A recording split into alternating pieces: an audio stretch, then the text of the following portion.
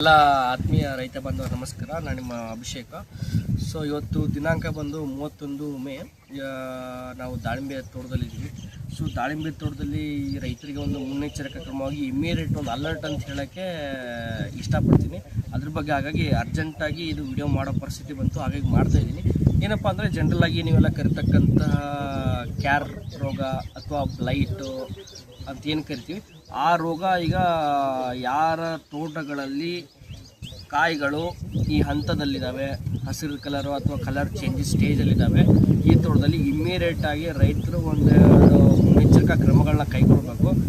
ಅದ್ರ ಬಗ್ಗೆ ನಾನು ನಿಮಗೆ ಮಾಹಿತಿನ ಕೊಡ್ತೀನಿ. ಅಥವಾ ಜನರಲಾಗಿ ಬ್ಲೈಟು ಅದಕ್ಕೆ ಯಾರು ರೋಗ ಜಾಸ್ತಿ ಇದೆ ಅದ್ರ ಬಗ್ಗೆ ಇನ್ಫಾರ್ಮೇಷನ್ ಕೊಡೋಕ್ಕೆ ಈ ವಿಡಿಯೋ ಮಾಡ್ತಾಯಿದ್ದೀನಿ. ಏನಾಯ್ತಪ್ಪ ಅಂದರೆ ಯಾರು ಈಗ ದಾಳಿಂಬೆ ಬೆಳೆದಿದ್ದೀರಾ, ಯಾರು ಒಂದು ತೋಟಗಳಲ್ಲಿ ಈ ಒಂದು ಸ್ಟೇಜ್ಗಳಲ್ಲಿ ಹಣ್ಣುಗಳಿದ್ದಾವೆ, ಈ ಒಂದು ತೋಟಗಳಲ್ಲಿ ಏನಾಯಿತು ಕಳೆದ ಒಂದು ತಿಂಗಳು ಅಥವಾ ಒಂದು 2 ತಿಂಗಳಿಂದ ಏನಿತ್ತು ಮೊದಲಿಗೆ ಬ್ಲೈಟ್ ಬಂತು. ಹೌದಾ, ಯಾವುದೇ ಭಾಗದ ರಾಜ್ಯದ ಯಾವುದೇ ಭಾಗದಲ್ಲೂ ಕೂಡ ಈ ಒಂದು ಸ್ಟೇಜಲ್ಲಿ ಇರ್ತಕ್ಕಂಥ ತೋಟಗಳಿಗೆ ಏನು ಬಂತು, ಫಸ್ಟು ಬ್ಲೈಟ್ ಬಂತು. ಬ್ಲೈಟ್ ಯಾವ ಥರ ಬಂತು, ಫಸ್ಟ್ ಎಲೆ ಮೇಲೆ ಕಾಣ್ತು, ಎಲೆಗಳ ಮೇಲೆ ಬ್ಲ್ಯಾಕ್ ಆಗಿ ಕಂದು ಬಣ್ಣ ಚುಕ್ಕೆ ಬಂತು, ಚುಕ್ಕೆ ಸುತ್ತು ಸ್ವಲ್ಪ ಹಳದಿ ಕಲರ್ ಆಯಿತು. ನೆಕ್ಸ್ಟ್ ಆಮೇಲೆ ಏನಾಯಿತು, ಹೋಗ್ತಾ ಕಾಯಿಗಳ ಮೇಲೆ ಬಂತು. ಎಷ್ಟೋ ಜನ ಪ್ರಿಕಾಷನರಿ ಸ್ಪ್ರೇ ಮಾಡ್ಕೊಂಡ್ರಿ ಅಥವಾ ಔಷಧಿಗಳಿಗೆ ಕಂಟ್ರೋಲ್ ಮಾಡ್ಕೊಂಡ್ರಿ. ಬಟ್ ಈಗ ಏನಾಗೈತಪ್ಪ ಅಂದರೆ ಅದೇ ತೋಟಗಳಲ್ಲಿ ಏನಾಗೈತಪ್ಪ ಅಂದರೆ ಕಾಯಿಗಳೇನಾವಲ್ಲ, ಕಾಯಿಗಳ ಮೇಲೆ ಡೈರೆಕ್ಟಾಗಿ ಈ ಪ್ರೆಸೆಂಟ್ ಈ ಒಂದು ವಾರ ಯಾವಾಗ ಅಂದರೆ ಮೇ 20ರಿಂದ ಮೇ 30 ಈ ಒಂದು ಸಮಯದಲ್ಲಿ ಏನಾಗಿದೆ, ಇದು ಬ್ಲೈಟ್ ಅನ್ನೋದು ಏನಾಯ್ತಲ್ಲ ನಿಮಗೆ ಇದ್ರ ಮೇಲೆ ಬಂದಿಲ್ಲ, ಎಲೆಗಳ ಮೇಲೆ ಬಂದಿಲ್ಲ, ಡೈರೆಕ್ಟಾಗಿ ಕಾಯಿಗಳ ಮೇಲೆ ಬಂದೈತೆ. ಸೊ ಈ ವಿಡಿಯೋ ಯಾರಿಗೆ ಪ್ರೆಸೆಂಟಾಗಿ ನೋಡ್ತೀರಿ, ಯಾರು ಪ್ರೆಸೆಂಟಾಗಿ ದಾಳಿಂಬೆ ಬೆಳೆದಿದ್ದೀರಿ, ಅವ್ರ ತೋಟಗಳಲ್ಲಿ ಫಸ್ಟ್ ನೀವು ಬ್ಲೈಟ್ ಐತೆ ಅಂತ ಅಬ್ಸರ್ವ್ ಮಾಡಕ್ಕೆ ಏನು ಮಾಡ್ಬೇಕಪ್ಪ ಅಂದರೆ ಕಾಯಿಗಳ ಮೇಲೆ ಎಣ್ಣೆ ಪದಾರ್ಥ ಇರುತ್ತಲ್ಲ, ಎಣ್ಣೆ ನಾವು ಯಾವ್ದು ಪೇಪರ್ ಮೇಲೆ ಎಣ್ಣೆ ಹಚ್ಚಿದ್ರೆ ಅಲ್ಲಿ ರೌಂಡ್ ಆಗಿ ಅಥವಾ ಎಣ್ಣೆ ಹಚ್ಚಿದಂತ ಕಾಣ್ತೈತಿ. ಸೊ ಅಲ್ಲೇ ಮಾಡ್ಬೇಕು, ಕಾಯಿಗಳ ಮೇಲೆ ಎಣ್ಣೆ ಅಂಶ ರೌಂಡ್ ಆಗಿ ಕಾಣ್ತೈತೆ ಫಸ್ಟ್ ಅಬ್ಸರ್ವ್ ಮಾಡಬೇಕು. ಅದಿದ್ರೆ ಅದು 1ನೇ ಹಂತ.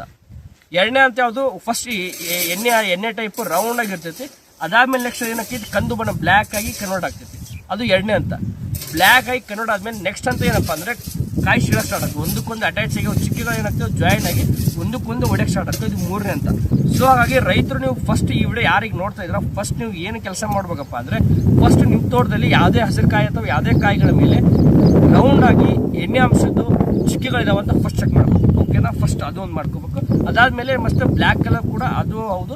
ಸೊ ಈ ಒಂದು ಹಂತದಲ್ಲಿ ಏನು ಮಾಡಬೇಕು, ಆದಷ್ಟು ನೀವು ಫಸ್ಟ್ ಯಾವುದೋ ಒಂದು ಡಿಸ್ಇನ್ಫೆಕ್ಟೆಂಟ್ ಔಷಧಿಗಳನ್ನ ಸ್ಪ್ರೇ ಮಾಡ್ಕೊಂಡು ನೆಕ್ಸ್ಟ್ ಇಮಿಡಿಯೇಟ್ ಕಾಪರ್ ಬೇಸ್ ಯಾವ್ದು ಸ್ಪ್ರೇ ಮಾಡಿಕೊಟ್ರೆ ನಿಮ್ಗೇನೋ ಗೊತ್ತಾಗಿಲ್ಲ ಅಂದರೆ ನನಗೆ ಕಾಲ್ ಮಾಡಿದ್ರೆ ನಾನು ನಿಮ್ಗೆ ಹೇಳ್ಕೊಡ್ತೀನಿ. ಸೊ ಹಾಗಾಗಿ ರೈತರು ಆದಷ್ಟು ಎಷ್ಟಾಗುತ್ತೆ ಅಷ್ಟು ಪ್ರೆಸೆಂಟ್ಲಿ ಯಾರು ದಾಳಿಂಬೆ ಬೆಳೆದವ್ರಿಗೆ ಇದನ್ನು ಕಳಿಸ್ರಿ, ಜೊತೆಗೆ ಮುನ್ನೆಚ್ಚರಿಕಾ ಕ್ರಮಗಳನ್ನ ತೊಗೊಂಡು ನಿಮ್ಮ ತೋಟಗಳನ್ನ ಉಳಿಸ್ಕೊಡ್ರಿ ಅಂತ ನಾನು ಈ ವಿಡಿಯೋನ ಮಾಡ್ತಿದ್ದೀನಿ. ಯಾಕಪ್ಪ ಅಂದರೆ ಈ ಹಂತದಲ್ಲಿ ಯಾರು ದಾಳಿಂಬೆ ಬೆಳೆದಿರಲ್ಲ, ಇದು 2ನೇ ಟೈಮ್ ನಿಮಗೆ ಇದು ಬ್ಲೈಟ್ ಎಫೆಕ್ಟ್ ಆಗ್ತಾ ಇರೋದು. ಸೊ ಹಾಗಾಗಿ ಸ್ವಲ್ಪ ಡ್ಯಾಮೇಜ್ಗಳು ಜಾಸ್ತಿ ಆಗ್ತದೆ. ಸೊ ಹಾಗಾಗಿ ಸ್ವಲ್ಪ ಕ್ರಮಗಳನ್ನ ಕೈಗೊಳ್ಳ್ರಿ.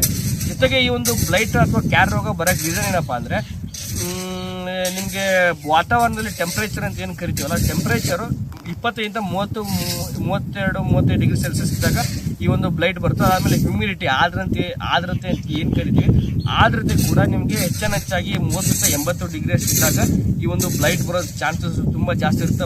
ಈಗ ಏನಾಗಿದೆ, ಹೋದ ವಾರ ಏನಾಗೈತಿ, ಸಡನ್ ಆಗಿ ವಾತಾವರಣದಲ್ಲಿ ಏರುಪೇರಾಯಿತು, ಮಳೆಗಳಾಯಿತು, ಮೋಡ ಕವಿದ ವಾತಾವರಣ ಆಯಿತು, ಬಿಸಿಲು ಕೂಡ ಹಂಗೆ ಬಿತ್ತು. ಸೊ ಹಾಗಾಗಿ ಭಾಳ ವೇರಿಯೇಷನ್ ಆಗೈತೆ. ಸೊ ವೇರಿಯೇಷನ್ ಆದಮೇಲೆ ಸ್ವಲ್ಪ ಈ ಬ್ಲೈಟ್ ಎಫೆಕ್ಟ್ ಆಗೈತಿ. ಈ ನಿಮ್ಮ ತೋಟದಲ್ಲಿ ಎಲೆ ಮೇಲೆ ನಂಗೆ ಯಾವುದೋ ಚಿಕ್ಕೆ ಇಲ್ಲ, ಬ್ಲೈಟ್ ಇಲ್ಲ ಅಂತ ಯಾರು ಸುಮ್ಮನೆ ಕೂರಬೇಡ್ರಿ. ಫಸ್ಟ್ ಕಾಯಿ ಮೇಲೆ ನೋಡ್ರಿ, ಕಾಯಿ ಮೇಲೆ ಅಂತಂದರೆ ಇಮಿಡಿಯೇಟ್ ಆಗಿ ಒಂದು ಡಿಸ್ಇನ್ಫೆಕ್ಟೆಂಟು ಅಥವಾ ಯಾವುದೋ ಒಂದು ಕಾಪರ್ ಬೇಸ್ಡ್ ಫಂಗಿಸೈಡ್ಗಳನ್ನ ಅಥವಾ ಜೊತೆಗೆ ಒಂದು ಆ್ಯಂಟಿಬಯೋಟಿಕ್ನ ಹಾಕಿ ಸ್ಪ್ರೇ ಮಾಡಿರಿ.